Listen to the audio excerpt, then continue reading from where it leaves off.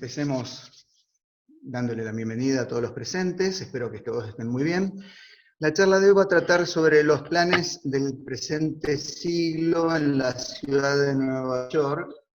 Vamos entonces a hablar primero del plan para la ciudad de Nueva York realizado por la administración de Bloomberg, luego a continuación y ajuste realizado por la administración de Blasio, y para finalizar vamos a ver un proyecto que es bastante emblemático de todos los realizados en la ciudad de Nueva York, que es la High Line.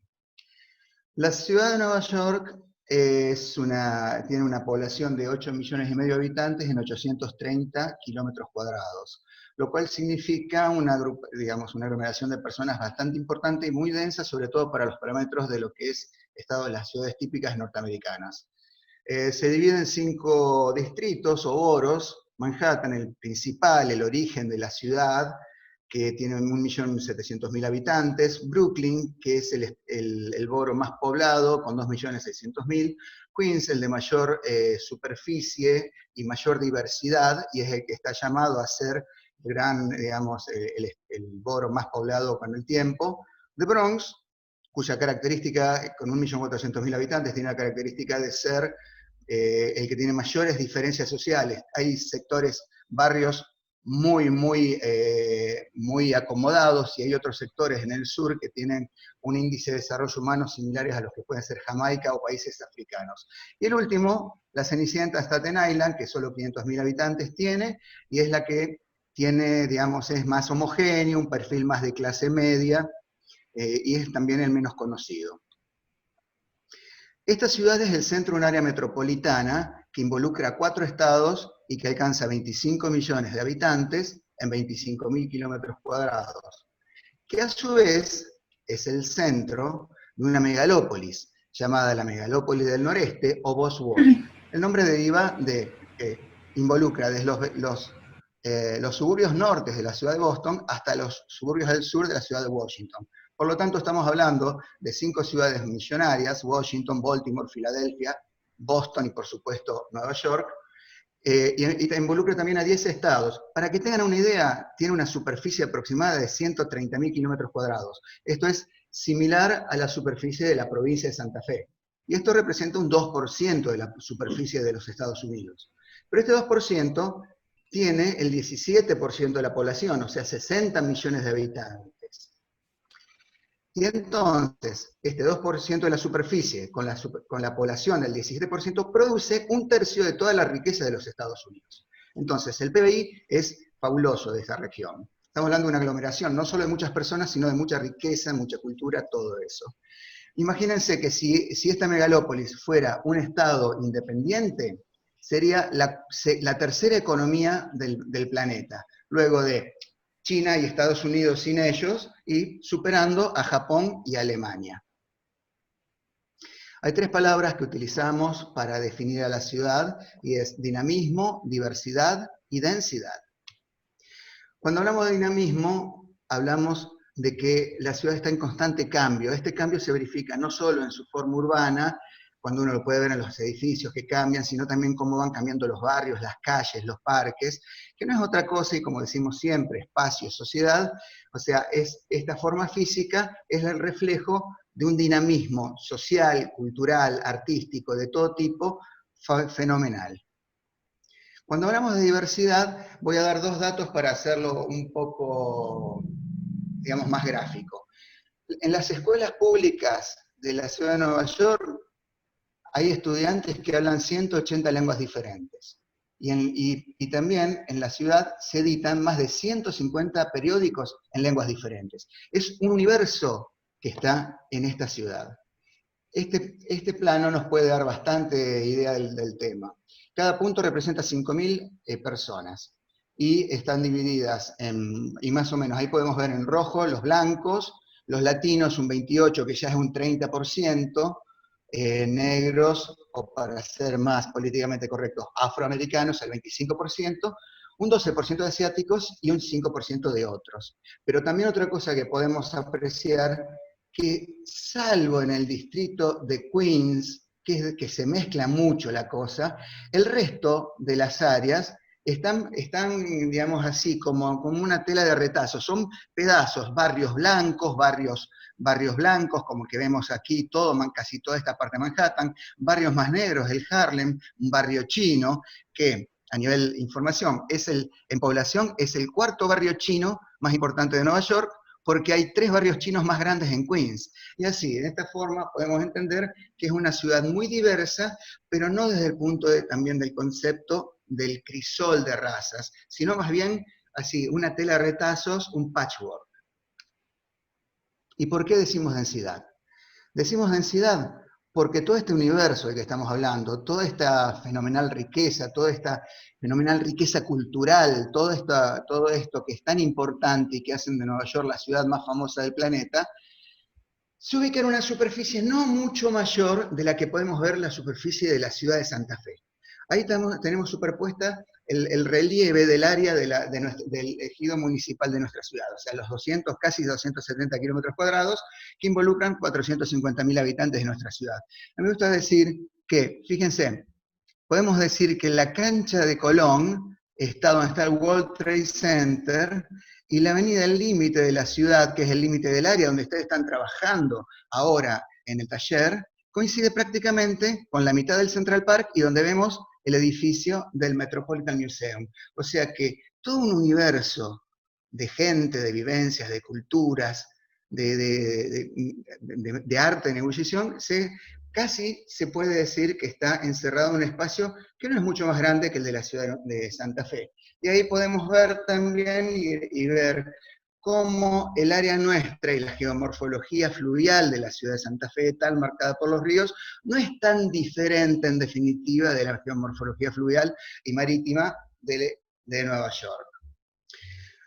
Se dice generalmente que cada ciudad tiene su varón de Haussmann, haciendo referencia lógicamente a las modificaciones que hizo Haussmann para la ciudad de París en el siglo XIX.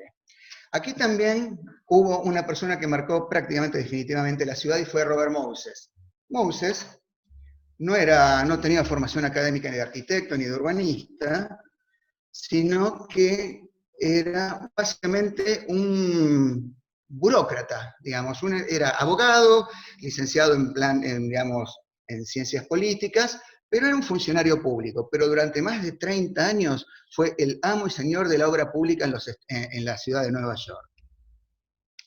No sé por qué no me está marcando el avance. Ahora sí tenemos. Su plan de reforma se basó en 3 puntos. Por un lado, hizo una suerte de mezcla del zoning del movimiento moderno más la suburbanización clásica de la ciudad de jardín inglesa. Pero imagínense que el proceso de suburbanización fue tan grande que más de 500.000 personas se vieron expulsadas del centro, de la zona de Manhattan y de la zona central de Brooklyn, a favor del desarrollo de Long Island, que es todo el sector que está, como vemos, de aquí a la derecha y de aquí en adelante. Lógicamente, para poder movilizar toda esta gente, se hace necesario el transporte. Él privilegió por completo el transporte del auto por sobre el transporte público. Y para que toda esta gente que se iba a vivir lejos de la ciudad, y siguiendo uno de los parámetros, ¿no es cierto?, del zoning, o sea, residía en las afueras y trabajaba en el centro, tuvo que construir 7 puentes y más de 1.000 kilómetros de autopistas dentro de lo que es la ciudad de Nueva York. Otro de los grandes elementos que trabajó él fue la renovación urbana, pero entendida en esa forma de, digamos, reemplazo brutal de tejido urbano histórico existente por nuevos y grandes desarrollos inmobiliarios.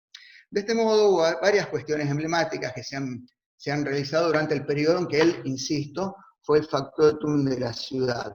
Tanto la Feria Mundial del año 39, que se realizó para decir Nueva York es la capital del mundo, reemplazando a Londres, la Feria Mundial del 64, que se realizó también, entre otras cosas, para corroborar este mensaje y decir, somos la capital del mundo en el siglo XX. También otros grandes trabajos de renovación urbana, como el edificio de las Naciones Unidas en el sector este de la ciudad, antes en un sector degradado, el Lincoln Center, el Madison Square Garden, reemplazando una maravillosa estructura Board que era la Penn Station y cuestiones por el estilo. La decadencia de Moses empezó a fines de los 50, principios de los 60, cuando propone construir una autopista para unir Brooklyn, arriba a la derecha, con New Jersey, abajo a la izquierda, atravesando toda la ciudad de Nueva York. Esta autopista elevada iba a atravesar barrios históricos de gran digamos, calidad urbana y de mucha historia, como por toda la zona que estoy marcando aquí en el centro, que era lo de Greenwich, tanto la parte del Village Greenwich como el West Village.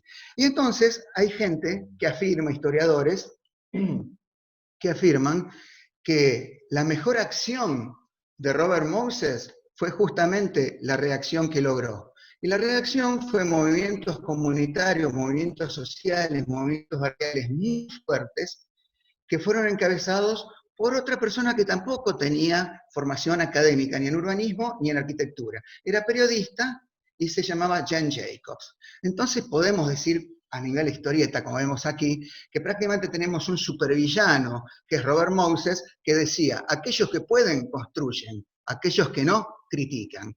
A lo cual, nuestra heroína, la buena de Jane, respondía, no hay una lógica que pueda superponerse a la de la ciudad. La gente es la que la hace, y es a ellos, no a los edificios, a quienes debemos ajustar nuestros planes. Esta autopista no se construyó, y J. Jacobs empezó a producir una serie de ideas que hoy resultan para todos nosotros, arquitectos y urbanistas, muy comunes y siguen vigentes, pero en la época fueron realmente revolucionarias. Fíjense, aquí podemos ver y podemos marcar el libro que ella empezó, que publicó en base a todo su pensamiento y a toda su lucha, que es La muerte y vida de las grandes ciudades americanas. Y aquí, este libro, que influenció a varias generaciones de arquitectos y urbanistas, planteaban temas que, insisto, son muy vigentes en la actualidad. Por un lado, ella planteaba la necesidad de una población densa, de ciudades densas, contrariamente a lo que proponía, a la dispersión urbana que proponía Moses. Entonces, la ciudad para ser segura tiene que tener gente en la calle. Y no puede haber gente en la calle si no hay gente viviendo en las casas que dan a esa calle. Era básicamente el pensamiento de ella. También ella abogaba no por el zoning, sino todo lo contrario, por los usos mixtos, la mezcla de vivienda, de lugares de trabajo, de negocios, que dan oportunidad a la gente, dan posibilidades de estar en la calle para moverse de un lado a otro y tener una sensación de comunidad. Todo esto está relacionado con lo que ella llamaba diversidad, es lo que nosotros actualmente hablamos más como complejidad urbana. Pero ella hablaba de la necesidad de respetar la complejidad urbana en cada uno de los proyectos. También, en contra de lo que planteaba de las grandes obras de renovación urbana, ella planteaba el respeto a las viejas construcciones, porque son las viejas construcciones las que no solo le dan el carácter y, digamos, enraizan el presente con el pasado de una ciudad, dando continuidad a esa historia, sino también son cuestiones que permiten espacios mucho más baratos para los habitantes, para los que quieren tener pequeños negocios y todo eso. Todo eso es lo que nos permite lo que ella llamaba ojos en la calle. Que si la gente está en la calle, ellos cuidan de cada uno cuida del otro. Entonces una calle segura es una calle vital, llena de gente. Para finalizar, otra de las cuestiones que también nombraba y mencionaba como necesarias era que la urdimbre, que la trama esté conformada por cuadras más bien pequeñas, que una red densa de calles da más oportunidades para el encuentro casual, para distintas cuestiones y también negocios, o sea, calles pequeñas, manzanas pequeñas permiten negocios pequeños y digamos más accesibles. En cambio, las grandes manzanas estaban destinadas, diseñadas para que grandes negocios sean realizados en ella. Bien, ahora vamos a empezar a ver el primer plan que se desarrolló en este siglo para la ciudad de Nueva York. Acabamos de tener una rápida visión de la ciudad, ¿no es cierto? Y vemos una tensión entre las dos tradiciones de planificación urbana en la ciudad. Entre, digamos, una enraizada en el movimiento moderno, básicamente la de Moses, y otra posterior, que hacía mucho más cultural y basada en la historia y en las comunidades, que es la llevada a cabo por Jane Jacobs. Bien, fíjense cómo plantea, cuando surge la administración, cuando Bloomberg accede a la alcaldía de Nueva York, plantea la necesidad de realizar el primer plan sustentable para la ciudad de Nueva York. Y empiezan, fíjense, es muy interesante cómo empiezan a manejar toda, desde la gráfica, los colores, las letras, la tipografía, para comunicarlo, porque no puede pensarse una sustentabilidad espacial o ambiental, ¿no es cierto?, o económica, si no se piensa en una sustentabilidad social. ¿Qué decía? ¿Cómo parte esto? Parte de reconocer que mucho ha cambiado en los últimos 25 años en la ciudad de Nueva York. Para 1981, la ciudad estuvo cerca de la bancarrota y esto causó que muchos servicios básicos como escuelas, seguridad y sanidad se deterioren. Desde entonces casi todo, excepto la magia esencial de Nueva York, ha cambiado. Nosotros somos una de las ciudades más seguras, de las ciudades grandes más seguras de los Estados Unidos y una de las más verdes también. Nuestra economía es fuerte, tenemos algunas de las mejores escuelas y de las calles más limpias, pero el éxito también trae sus propios desafíos. Ahora estamos listos para mirar hacia adelante a los próximos 25 años y enfrentar las barreras físicas para mantener y mejorar nuestra calidad de vida. Para sostener la ciudad que hoy amamos, tenemos que empezar a planificar para el mañana. Y entonces le dice a la gente, las 3 cosas principales que tenés que saber sobre Nueva York en los próximos 25 años. Vamos a agrandarnos, vamos a ser mucho más grandes. Nuestra infraestructura va a envejecer y ya es bastante vieja. Y nuestro medio ambiente va a estar en riesgo, y este no es un riesgo que valga la pena tomar. En base a esto, planteo una idea fuerza, relacionen ustedes chicos con lo que les pedimos, que una idea que trate de, digamos, compendiar, de concentrar lo que quieren hacer para el sector del área que ustedes están trabajando. Bueno, esto es para toda la ciudad de Nueva York. Por un lado, el plan se llama Plan New York City, y la idea fuerza es esta, una Nueva York más verde, más grande, y plantea 3 temas: crecimiento, infraestructura y ambiente. Con respecto al crecimiento, abrir Nueva York, y el objetivo sería crecer 1 millón de habitantes para el 2030. Con respecto a la infraestructura, mantener Nueva York, esto es mejorar infraestructuras y servicios. Con respecto al ambiente, reducir un 30% la huella de carbono para 2030. ¿Y cómo lo hace esto? Planteando 10 áreas de interés. Residencia, espacios públicos y terrenos industriales en desuso en lo que denomina el paquete de tierra. Vías navegables y red de provisión en agua. Congestión y buen estado de uso con respecto al transporte. Luego, calidad de energía, calidad del aire y todo bajo un paraguas del cambio climático. Y cada uno de estos podemos ver en la columna de la derecha, que es lo que vamos a tratar de ver rápidamente ahora, con objetivos generales. Como decimos siempre, los objetivos están en infinitivo, y ya los vamos a ver algunos de ellos, no todos.